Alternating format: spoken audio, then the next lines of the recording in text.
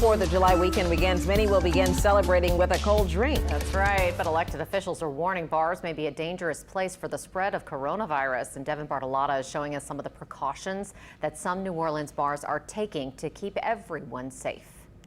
At Bar Tonique in the French Quarter, cocktails come with a heavy pour of COVID control. Guests are only allowed to not wear the mask while seated, but when you go to the bathroom, step up to the bar to order a drink, when you exit, your mask has to go back on.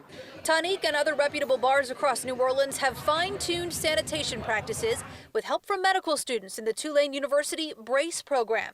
Hoping the city won't regress in phases, they have an interest in serving safely.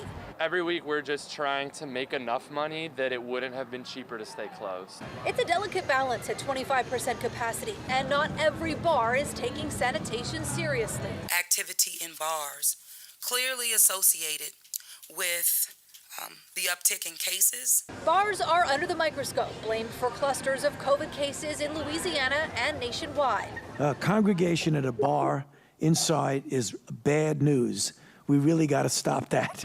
On Bourbon Street, as the holiday weekend began, many but not all wore masks. Some bars are encouraging to-go drinks. Others, like the Avenue Pub, decided the minimal July 4th holiday business wasn't worth the risk.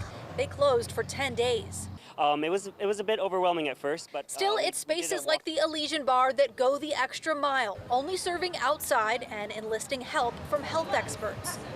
We have a sanitation station with hand sanitizer and wipes, and guests are free to use whatever they need. Single-use menus. Doing all they can to keep people safe, hoping Phase 2 freedoms stay that way. In New Orleans, Devin Bartolotta, Eyewitness News.